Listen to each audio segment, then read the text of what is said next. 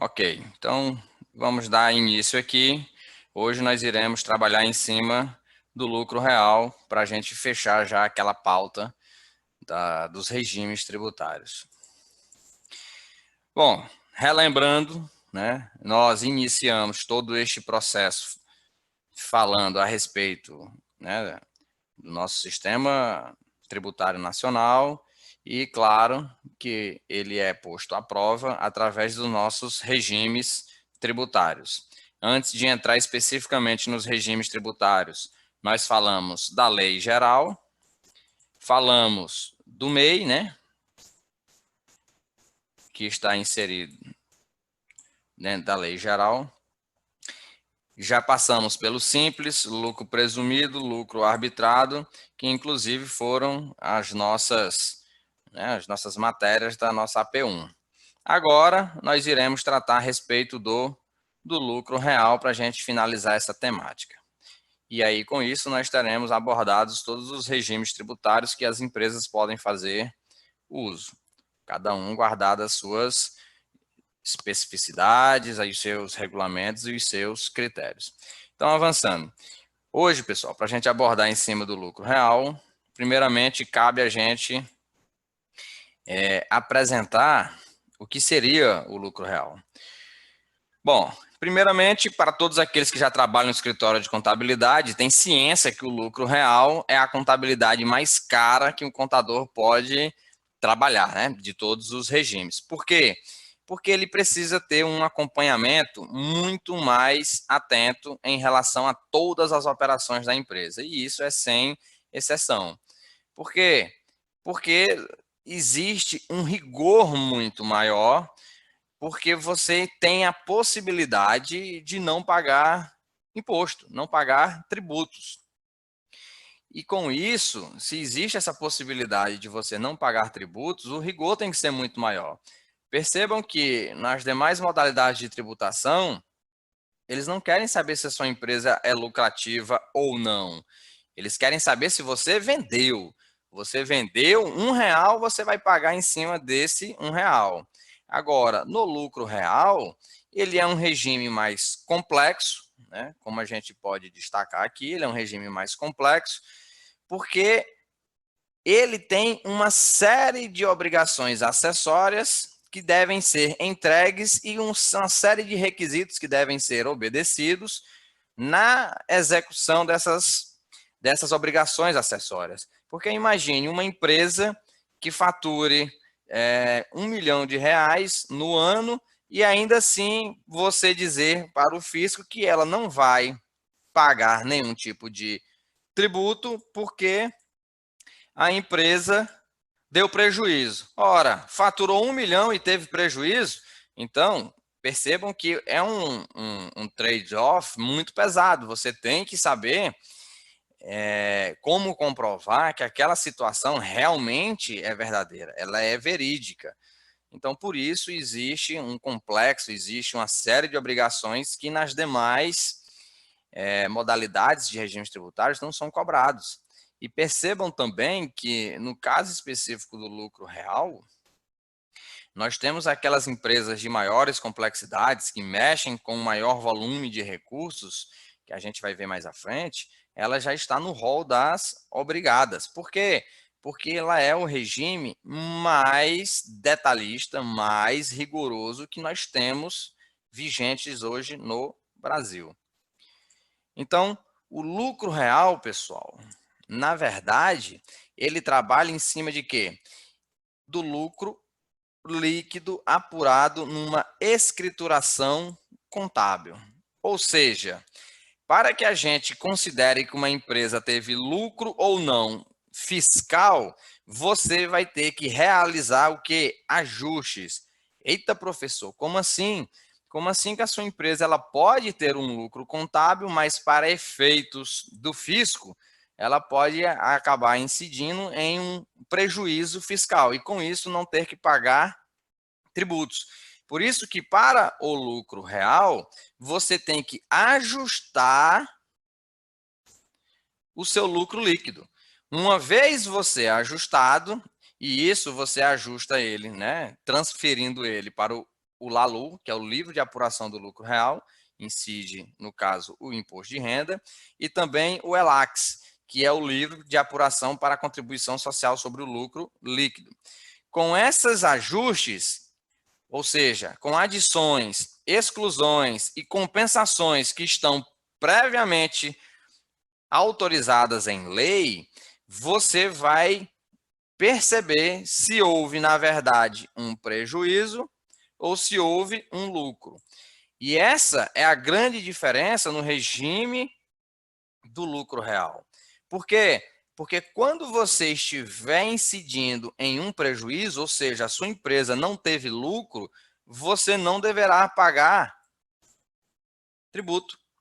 Agora, se após os ajustes, né, as adições, exclusões e compensações previstas em lei, for constatado que você teve lucro, aí sim você vai pagar o seu tributo, né, o seu imposto de renda e a contribuição social sobre o lucro líquido.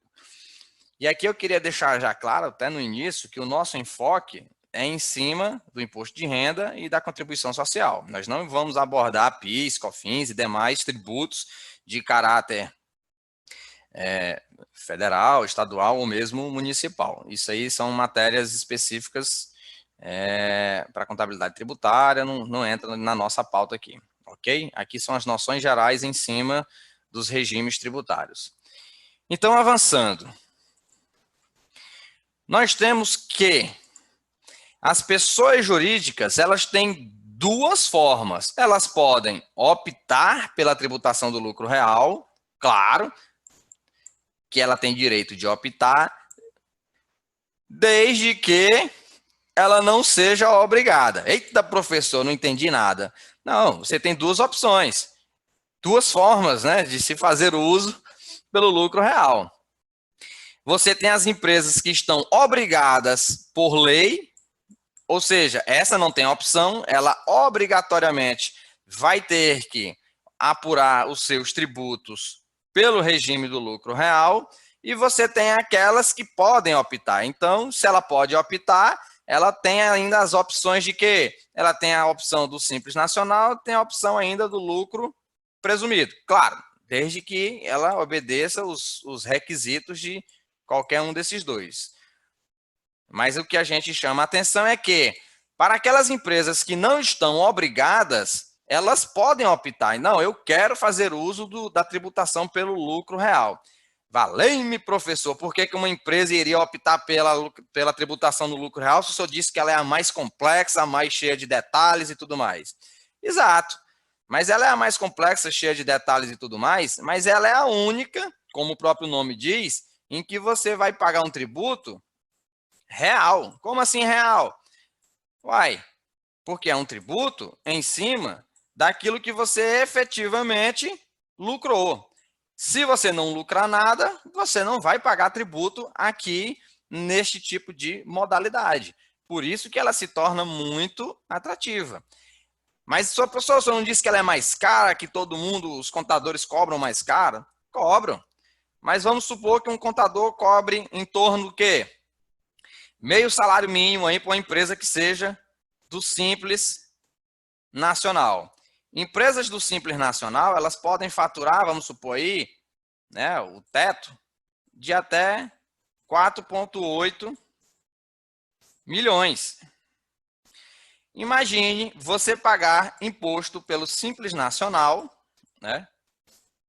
Você paga imposto pelo Simples Nacional em cima do seu faturamento de 4,8 milhões. Mas, na verdade, vamos supor aí que o lucro dessa empresa, no final das contas, fosse de 1 milhão. Então, você está pagando aí tributo, né? Claro, um exemplo aqui bem esdrúxulo, né? Mas só para a gente ilustrar. Vamos supor que você está pagando tributo em cima dos 4,8 milhões, porque o Simples Nacional, ele te cobra em cima do faturamento. Já o lucro real, ele te cobra em cima daquilo que é real. Claro, considerado as adições, né, o lucro ajustado e considerado como o lucro real. Mas num cenário como esse, percebam que é muito mais vantajoso a empresa pagar mais para o seu contador, ao invés de pagar aí meio salário mínimo, um salário mínimo para uma empresa que está no Simples Nacional, é muito melhor ela pagar aí R$ 2.000 para o contador, né? Dobrar aí o valor do contador, triplicar o valor do contador. Você multiplica isso por 12 meses, que ainda não vai dar o valor que ele economizaria só de tributos, só de encargos. Então, o que tem que ser feito? E aí é o que a gente pontuou lá no iniciozinho, quando a gente começou a falar a respeito de tributos e de regime tributários. O que tem que ser feito, pessoal, é um regime, não é um planejamento tributário. E aí você vê qual que é a melhor modalidade da empresa estar continuando a prestar os seus serviços. Por quê? Porque ela pode pagar mais para o contador, ter que arcar com mais obrigações acessórias, ter uma organização, um sistema administrativo melhor, que às vezes vai ser mais vantajoso, ou seja, mais compensador, do que ela pagar menos para um contador, do que ela ter um controle administrativo inferior e continuar num Simples Nacional ou no lucro presumido. Então, é uma questão de análise. E aí, para fazer isso, você tem que fazer um planejamento tributário e ele vai ter que levar em consideração todas esses detalhes, né, para que o proprietário possa realmente tomar uma decisão assertiva. Então, já que nós temos as que podem, né, tem a opção de aderir ao lucro real, mas nós temos também aquelas que estão obrigadas a apurar pelo lucro real. Então, para essas que estão obrigadas, que é a previsão em lei, elas não têm esta opção. Elas são obrigadas e devem seguir este regime. E quem são elas? Bom, nós temos aquelas empresas com receita total no ano calendário anterior, ou seja, se no ano anterior, no caso em 2019, alguma empresa tiver faturado acima de 78 milhões, né? Ou seja, ela já deixa de ser aqui uma média empresa, ela já vai se tornar uma grande empresa, né? Ela já vai estar obrigada a tributar pelo lucro real. Professor, por que uma empresa com faturamento desse tamanho já tem que entrar? Pessoal, é muito simples, né? Se o lucro real, nós já dissemos que ela é o que possui o maior, né? O maior controle, né? O maior rigor, é claro que o governo tem que ficar atento com essas empresas que têm um maior faturamento. Por quê? Porque onde você tem um maior faturamento, a possibilidade de um erro ou mesmo de dolo na hora de calcular um imposto, o prejuízo é muito maior. Um erro de uma empresa que tem um faturamento de R$ 1.000, R$ 3.000, R$ 10.000 por mês é uma coisa. Agora, o prejuízo de alguém com faturamento nesses patamares, né, faturamento anual nesses patamares, acima de 78 milhões, é um prejuízo absurdo, né? Prejuízo no sentido do governo arrecadar. Então, você tem ainda as atividades de instituições financeiras. Lembre que, inclusive, essas instituições financeiras, elas são proibidas, né, de aderir ao Simples Nacional. E é óbvio, né? Porque se elas estão obrigadas a apurar pelo lucro real, obviamente ela não poderia ter a opção de fazer uso do Simples Nacional. Ainda, empresas que tenham lucros ou rendimentos oriundos do exterior, para, né, questão de divisas de recursos, né? Porque você tem que ter um controle maior com todo esse tipo de recurso, que gozem de benefícios fiscais para isenção ou redução do imposto de renda. Por quê? Porque no lucro presumido e no Simples Nacional, você não tem como fazer uso dessas isenções. Então, se você quer fazer uso das isenções, você tem que vir para o lucro real. Se você tributar em cima de algum dos outros regimes, você vai ter que abrir mão dessa redução, né? Dessa isenção ou redução que você teria direito. Ainda, nós temos empresas que, no decorrer do ano, tenham efetuado suspensão ou redução do imposto, né? E isso a gente faz, inclusive, no lucro real, claro, balanço de suspensão e redução. Empresas de fomento mercantil, que são as factoring. Empresas de construção civil com registro. E que explorem as atividades de securitização de créditos imobiliários, financeiros e agronegócio. Então, percebam que, de maneira geral, nós estamos falando ou de grandes empresas, ou de empresas que mexem com valores monetários, né, como instituições financeiras, as factories, ou ainda, né, dinheiro que tenha advindo, né, do exterior, para você ter um maior rigor. E assim, nesse sentido, são as atividades que estão obrigadas ao lucro real. As demais atividades, elas são atividades que elas são optativas. Então, o nosso varejista, né, aquele mini box, aquele pessoal de pequenas empresas e tudo mais. Ah, eu posso optar pelo lucro? Pode, não tem problema nenhum. O que o empresário e você, enquanto contador, tem que alertar é: vamos ver se vai valer a pena. Por quê? Porque a minha mão de obra, enquanto contador, vai ser mais cara, o seu rigor de controle, né, vai ter que ser maior, né, na questão da organização da empresa. Então, é ver se você realmente vale a pena optar. Para essas que foram aqui citadas, eles não têm nem o que pensar. Eles estão obrigados e eles têm que fazer uso da apuração no lucro real. Vamos limpar aqui. Então, avançando. Como a gente disse lá no início, nós temos o lucro contábil, que é aquele que a contabilidade vai estar apurando. Entretanto, para o fisco, ele não quer, né, que seja especificamente aquele lucro contábil apurado pelo contador, porque existem regras, ou seja, existem determinações legais que diz o que é aceito e o que não é aceito para efeitos de dedução na hora de calcular o imposto de renda e a contribuição social. Em virtude disso, ou seja, o lucro real para efeitos de pagamento do imposto, ele é um resultado ajustado. Como assim? Você vai ter que ajustar de acordo com aquilo que o governo considera como dedutível ou não, para que você, então, a partir desse ajuste, possa calcular. Então, por isso que diz que a determinação do lucro real e do resultado ajustado será precedida da apuração do lucro líquido, de cada período de apuração, com observância das disposições das leis comerciais, podendo ocorrer o quê? Adições ou exclusões, conforme o caso. Então, você pode ter situações em que você vai ter que adicionar itens no seu valor do seu lucro, ou seja, disse que meu lucro aqui deu, sei lá, vamos supor que meu lucro tinha dado aqui 100 mil, beleza, mas e as adições? Sei lá, vamos botar aqui, tu tinha considerado aí alguma depreciação e ela não poderia ter sido deduzida para efeitos do lucro ajustado. Então, tu vai aqui e adiciona ela de volta. Coloca de volta aqui, ó, R$ 500. E exclusões. Eu tenho lá sei lá, um aluguel e eu tenho como comprovar que esse aluguel foi importante, ele fez parte do uso para manutenção e tal, de R$ 100.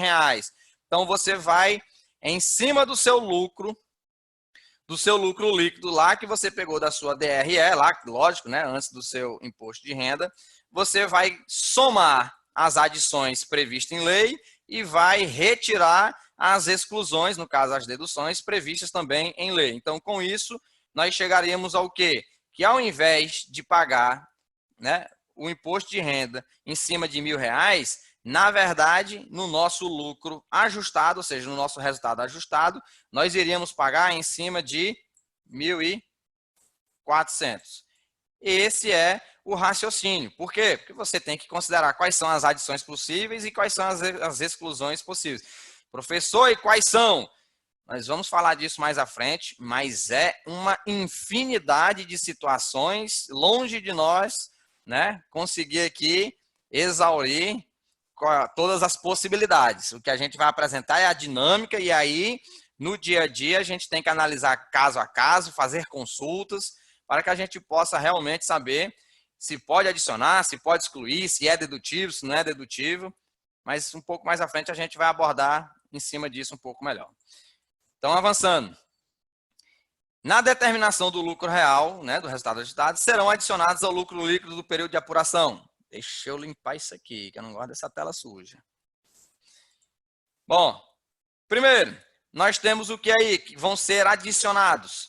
Nós temos os custos, despesas, encargos, perdas, provisões, participações e quaisquer outros valores deduzidos na apuração do lucro líquido que, de acordo com a legislação do imposto de renda ou da contribuição social, não sejam dedutíveis na determinação do lucro real ou do resultado ajustado. Então, como eu disse, pessoal, são uma infinidade de casos específicos, né?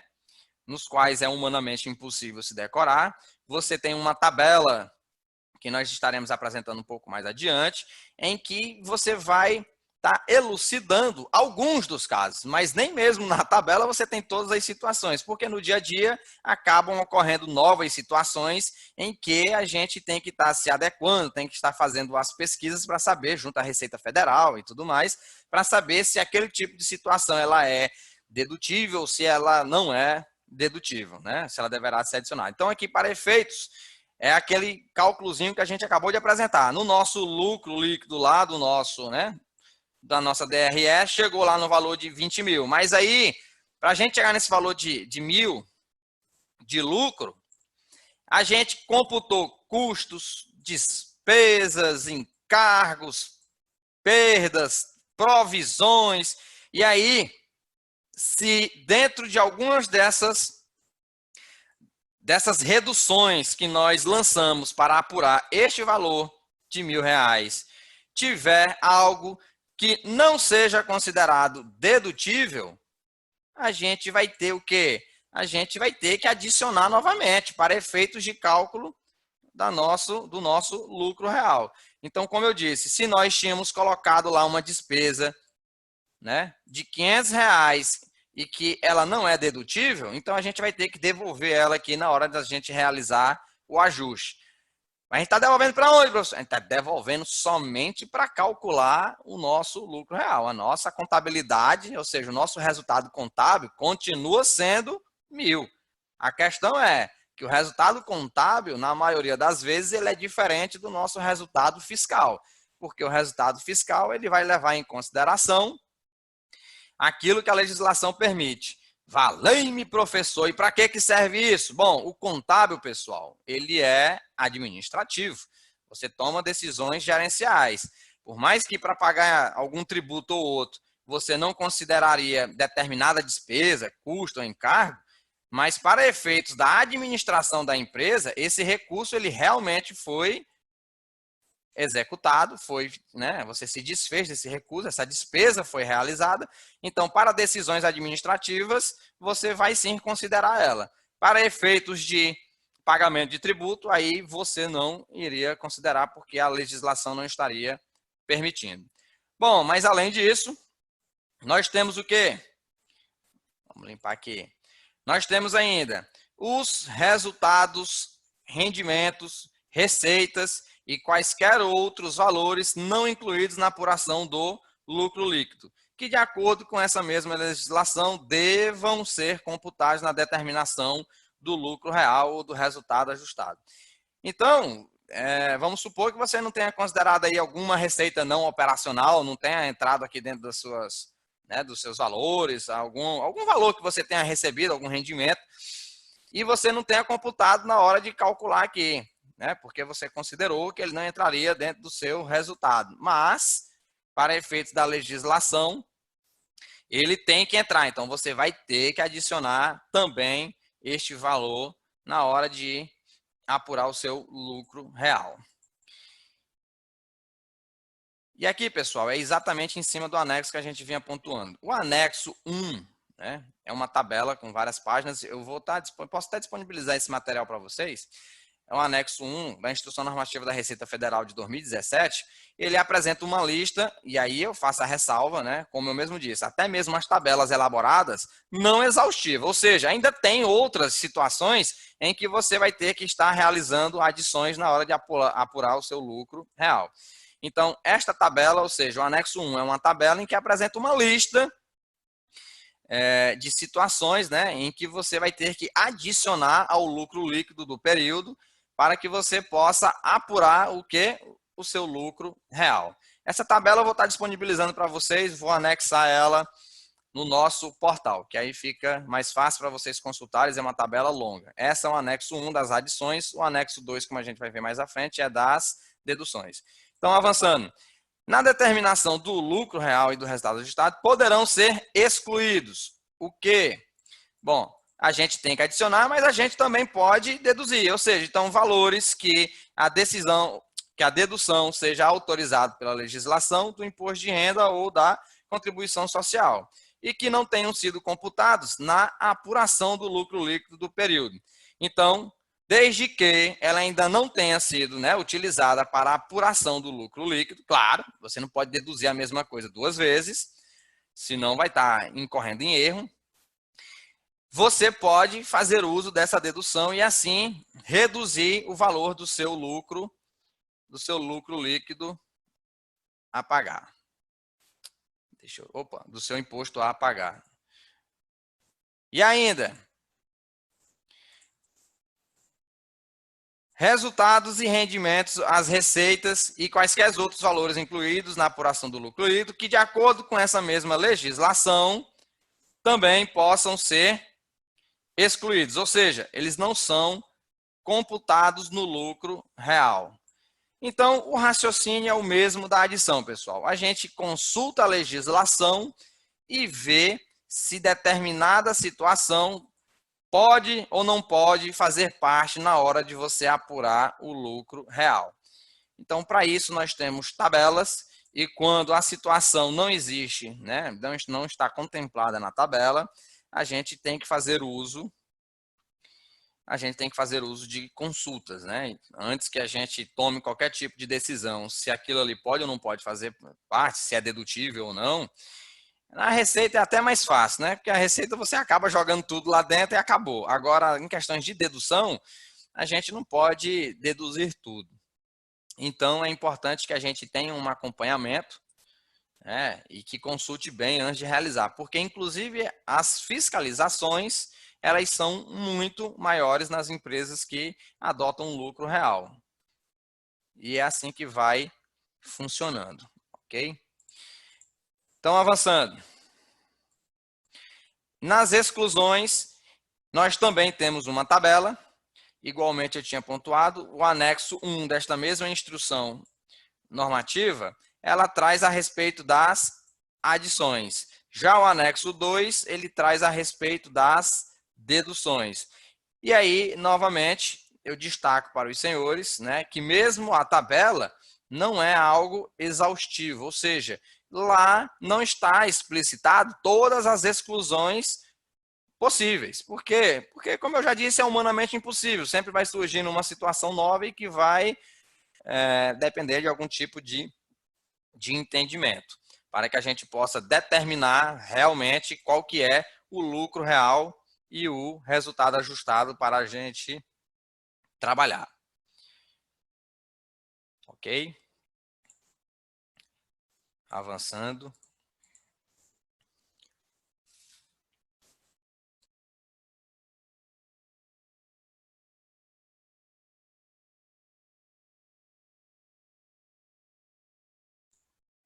Bom, em relação a compensações do lucro líquido.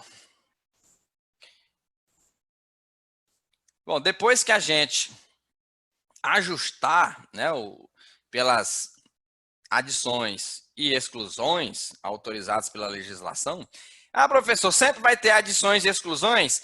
Então, não é obrigatório que sempre haja alguma adição e alguma exclusão na hora que você for fazer essa apuração. Isso não é a condição obrigatória. Mas, na prática, acaba que sempre tem alguma coisinha a ser feita, né? Algum ajuste a ser feito, porque a gente acaba lançando coisas que realmente, ou de repente lança aí com documentos que não tem uma nota fiscal, ou lança só um recibo que não seja, né, computado para efeitos de alguma situação em que incorra que a gente tenha que fazer algum ajuste. Bom, mas o fato é, após os ajustes, pessoal, a gente pode entrar na situação de compensação. E o que é essa compensação? Essa compensação é de prejuízos fiscais. Ou seja, vamos supor que eu tenha tido aqui um prejuízo de R$1.000. E aí, eu acabei de calcular o meu imposto e ele deu 2.000. Não, vamos botar aqui que ele deu R$1.000 também.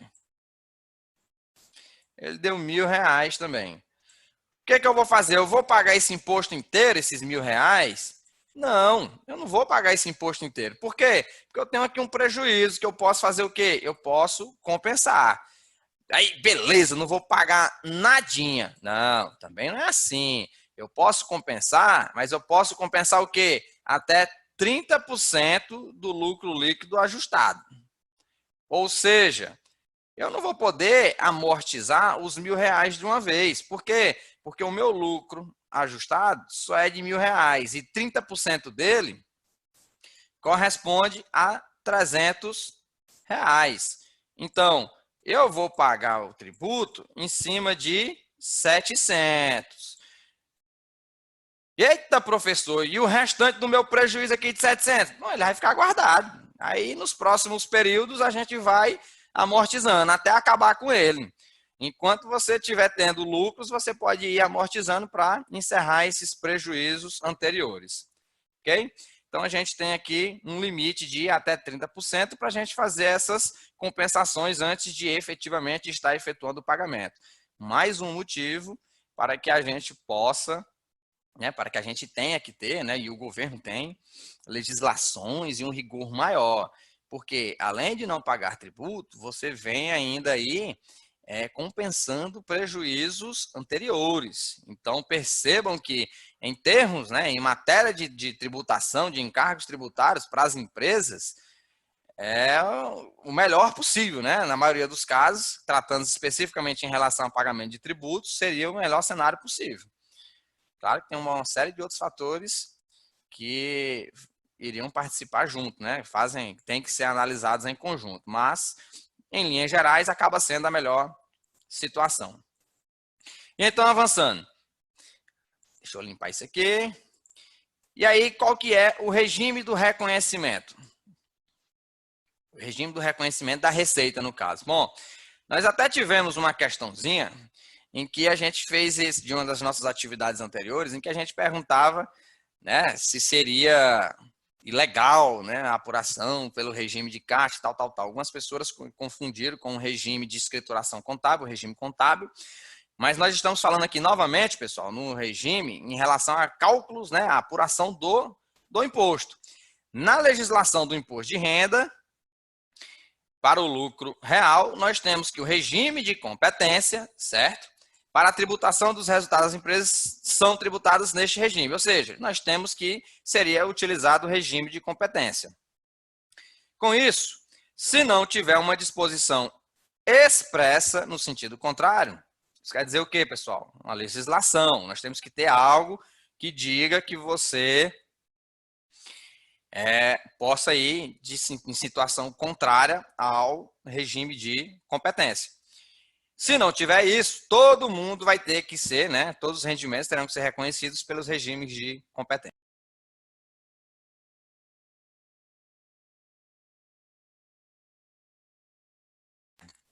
Pelo regime de competência. Isto é, independente do recebimento em dinheiro. É o momento em que o bem ou o serviço vendido ou prestado. É o princípio da competência, é o regime de competência. Entretanto, contudo, todavia, toda regra foi feita para ter uma exceção. Então, nós temos exceções ao regime de competência na hora de apuração do lucro real. Nós temos o quê? Primeiro, nós temos aqui a situação das atividades imobiliárias, ou seja, as pessoas jurídicas que explorem atividades imobiliárias poderão considerar como receita bruta um montante efetivamente recebido. Olha só, pessoal, quando se trata, claro, aqui nós só temos contadores formados, quando se trata, em relação a recebimento, quando se faz menção a recebimento, nós estamos falando de quê? Nós estamos falando de caixa, pessoal? Caixa é o regime que a gente utiliza a partir dos recebimentos, dos pagamentos e tudo mais. Então, percebam que a nossa primeira situação de exceção são atividades imobiliárias. E quem que está dando isso aí? Olha só, artigo 301 da Instrução Normativa. Como dito anteriormente, se não tiver, pessoal, uma legislação, se não tiver uma norma em contrário, não tem como. Então, só é possível porque existe essa norma dando esta exceção.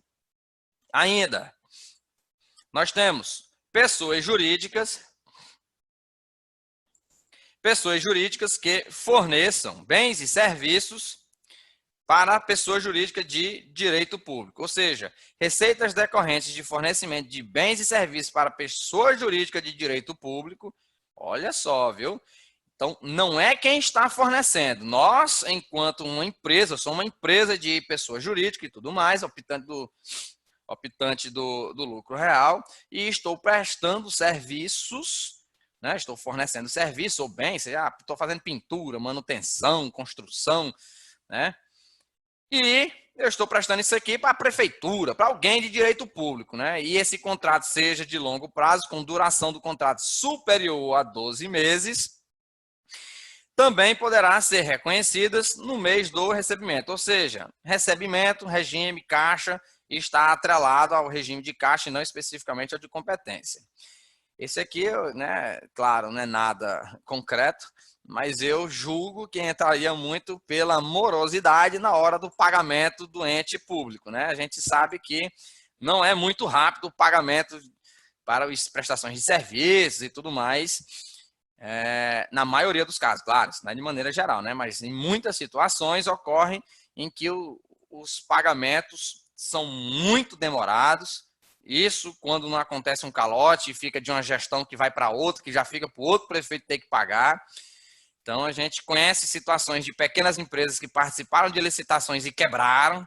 Quebraram porque forneceram para a prefeitura e a prefeitura demorou demais a pagar os valores, e como ela acabava sendo o maior, né, o maior cliente, porque pelo volume que é necessário, uma pequena empresa acaba se dedicando somente a esse cliente. Então, são situações que ocorrem. Então, aqui é só, né, uma percepção minha de que talvez seja um dos motivos, já pensando aqui na burocracia que é na hora de receber de entes de direito público, entidades, né? Mas avançando. Em cima agora aqui do período de apuração. As pessoas jurídicas, né, que optarem pelo lucro real, elas podem optar pela apuração trimestral ou pela apuração anual do imposto. No caso da apuração anual, a pessoa jurídica deverá fazer o pagamento mensal por estimativa. Ah, tá, professor. Pensei que eu ia passar o ano todinho e só calcular o posto lá no final do ano. Não, você vai ter que fazer estimativas, né? Você vai ter que fazer os levantamentos mensais para a gente fazendo isso, esse acompanhamento. Ou, igualmente acontece no lucro presumido, a gente pode estar trabalhando aqui na modalidade trimestral. Vamos ver como é que funciona isso.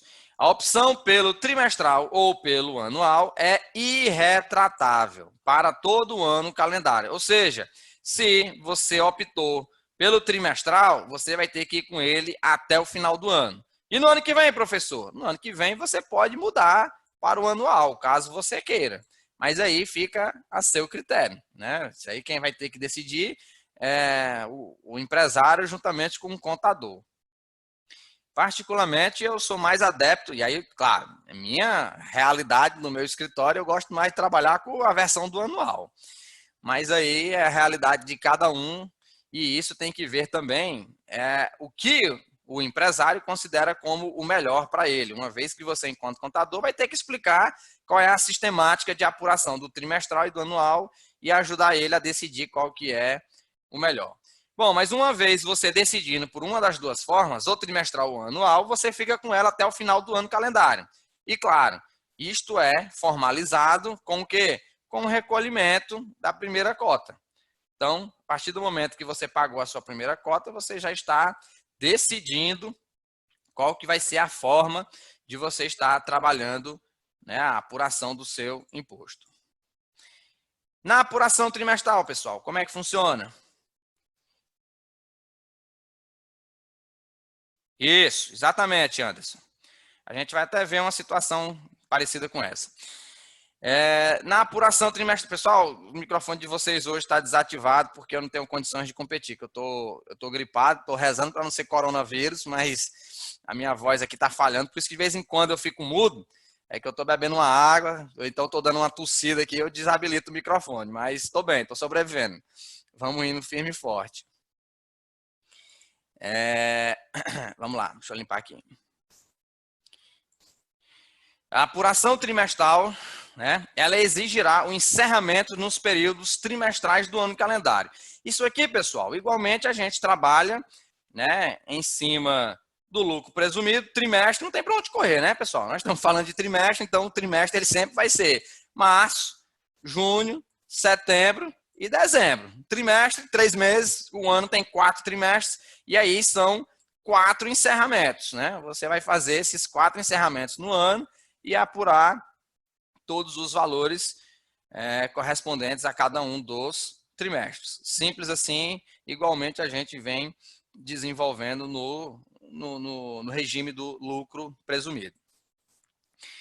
E ainda, pessoal, na apuração trimestral, uma vez que a gente adota, né, este regime, uma vez esse regime é adotado, a pessoa jurídica deverá, ao final de cada período base, ou seja, cada uma daquelas datas, né, 31 de março, 30 de junho e tudo mais, ele vai ter que o quê, pessoal? Ele vai ter que fazer todo o procedimento. Ele vai ter que apurar o lucro líquido nos termos da legislação comercial e fiscal. Então, isso quer dizer o quê, pessoal? Isso vai exigir a escrituração contábil completa dele. Ele vai ter que fazer isso 4 vezes no ano, porque em cada trimestre ele vai ter que estar desenvolvendo toda a escrituração contábil completa. Isso, Anderson, é somente imposto de renda e contribuição social. A gente pontuou no início da aula, que ainda não tinha chegado, que a gente não aborda do PIS e COFINS, né? Assim como a gente não abordou no lucro presumido e tudo mais, porque isso aí são matérias para a gente estudar à parte. Mas é exatamente isso mesmo, meu nobre, você está certo.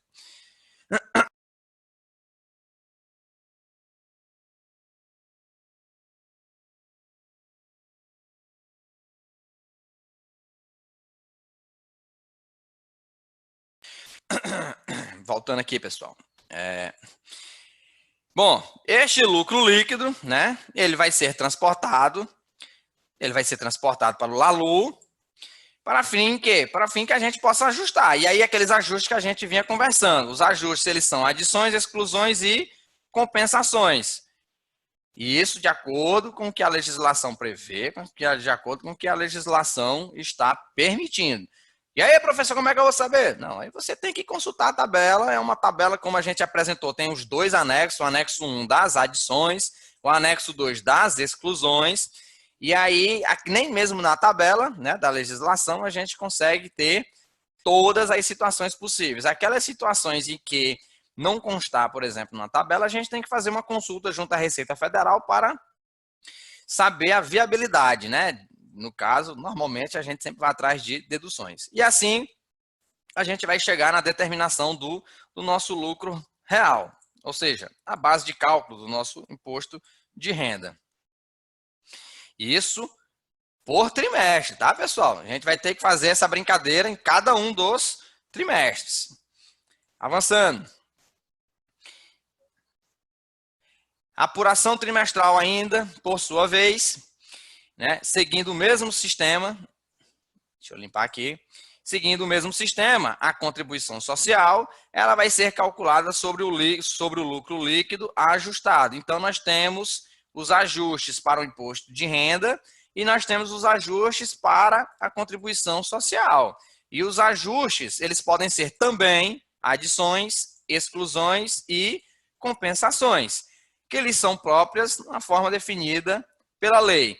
Tudo, pessoal, né? Tudo na nossa parte tributária, seja em qualquer um dos regimes, simples, lucro real, lucro presumido, tudo nosso é em cima de alguma norma, de algum regulamento. Nada nosso pode ser feito à discricionariedade do contador, do empresário. A gente tem que se embasar e trabalhar somente em cima daquilo que a norma permite. Bom, vamos agora entrar na parte da base de cálculo. Na base de cálculo do imposto de renda e da contribuição social, pessoal, ele vai ser o quê? A gente vai encontrar um resultado em que ele vai ser ou um lucro ou um prejuízo. Por isso que é bem legal a iniciativa de empresas tributarem pelo lucro real, porque existe a possibilidade de você levar em consideração seu prejuízo. Inclusive, muitas empresas nesse período de pandemia aí, com certeza, vão ter prejuízo. Então, você imagine aí empresas, né, optantes por outros regimes, como o lucro presumido, que tem presunção ou simples nacional. Por mais que tenha um prorrogado prazo de pagamento, se você vender R$100, você vai ter que pagar tributo em cima desses R$100. Então, acaba tendo, né, acaba sendo um regime de tributação muito mais severo, porque ele não está levando em consideração se a empresa está lucrando ou não. Ela está levando em consideração somente se a empresa está faturando ou não. Ou seja, vendeu, já está sendo tributado.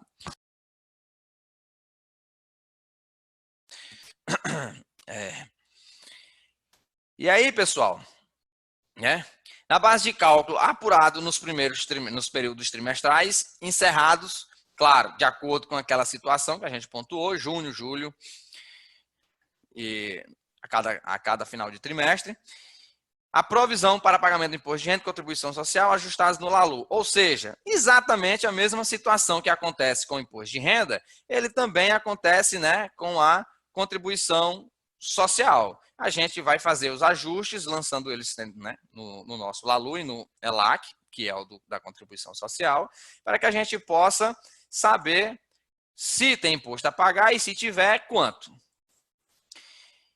E aí, a gente entra em cima das alíquotas. Uma vez que você ajustou, que você já encontrou o valor do seu lucro líquido, né, do seu lucro ajustado, você vai ter que calcular os impostos efetivamente ditos. Então, a alíquota do imposto de renda, ela é de 15%. Igualmente, ela acontece nas outras situações, né? Após a presunção do lucro, você tem a alíquota de 15% no lucro presumido. Aqui continua sendo um imposto de renda também de 15%, só que vai incidir sobre o quê? Sobre em cima do lucro real, e não em cima de um lucro presumido. E ainda, igualmente acontece no lucro presumido, nós temos um adicional, né, de 10% de imposto de renda. Como assim, professor? Bom, lá no lucro presumido, né, como são 3 meses, igualmente nós estamos falando aqui, nós estamos falando de 20 mil por mês. Então, nós temos um limite, igualmente no lucro presumido, nós temos um limite para o lucro real. Você, extrapolando este limite, você vai ter que pagar os 10% de adicional de imposto de renda. E, igualmente, a gente faz lá na tributação pelo lucro presumido. Isso aqui é a mesma situação.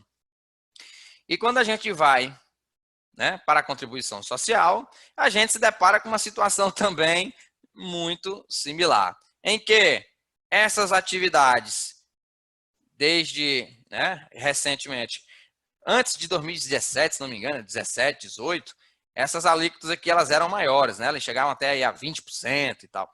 Mas, acho que é 2019, de 2019 para cá, elas já são de 15%. E todas as demais pessoas jurídicas, a nossa alíquota da contribuição social será de 9%. Valei-me, professor. E onde é que eu vou jogar essas alíquotas? Bom, essas alíquotas, pessoal, a gente vai jogar em cima do nosso lucro real, ou seja, do lucro ajustado que você encontrar. Você joga a alíquota do imposto de renda e joga a alíquota da contribuição social. Jogou essa alíquota em cima do lucro, pronto, é só correr para o abraço e pagar o tributo, que já está calculado. Simples assim, mole, mole, mole, mole, no mesmo raciocínio que o lucro presumido. Então, avançando. Qual é o prazo de pagamento que a gente tem?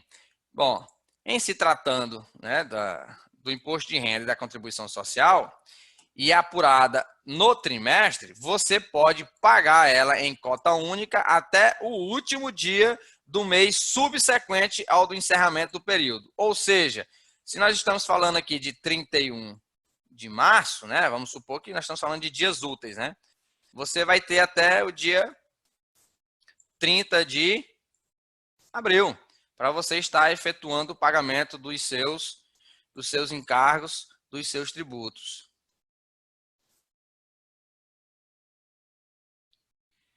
Na prova tinha uma questão. Que prova, homem? Pelo amor de Deus, não diga um negócio desse. A gente ainda nem botou esse assunto na prova.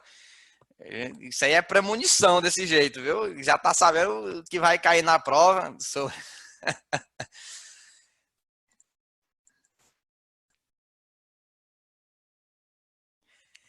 Ah, não, mas ali era lucro presumido, moço. Aqui nós estamos falando de lucro real. Não se preocupe, você ainda vai ter uma questãozinha parecida com a que você viu na primeira prova, parecida agora na P2, para a gente relembrar. Mas é isso aí, pessoal. Então, o prazo de pagamento é esse, dentro da apuração trimestral. Agora, em relação ao adicional do imposto de renda, né? Como a gente já viu quando nós falamos do lucro presumido, pessoal, o raciocínio é o mesmo, né? A gente não vai ter uma diferença assim, de um para o outro, não. Uma vez que você apurou o lucro real, claro, a diferença é a base de cálculo, porque um lá é em cima do lucro presumido, aqui é em cima do lucro real. O para trás disso realmente é diferente. Mas depois que você encontrou a base de cálculo, o negócio segue a mesma dinâmica.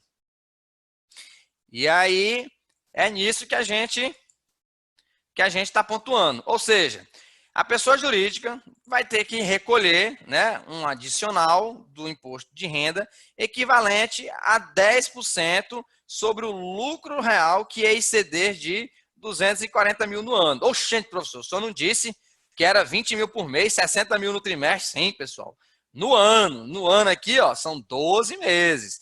Se você pegar 20 mil e multiplicar por 12, você vai encontrar os 240. Se você multiplicar por 3, você vai encontrar os 60.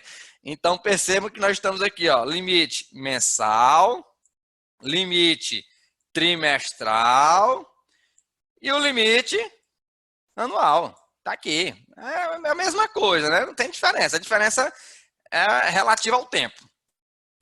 Para o quê? Para os casos de no mês, para os casos de pequena empresa no início de atividade, 20 mil, né? Você está começando a atividade agora, você vai computando em cima de forma mensal para que você possa ter uma projeção. E opção pelo recolhimento mensal mediante base de cálculo estimada. Eita, professor, você nem falou disso ainda. Não, está mais à frente. Mais à frente a gente já vai falar desse daqui também, mas não tem nenhum segredo. Beleza? Aqui é só a questão da relativização do tempo. Então, 20 mil é por mês. Então, quando você calcula no trimestre, 3 vezes 20, 60 mil. Quando você calcula pelo ano, 12 vezes 20, 240. Então, molezinha avançando em relação ao adicional de imposto de renda.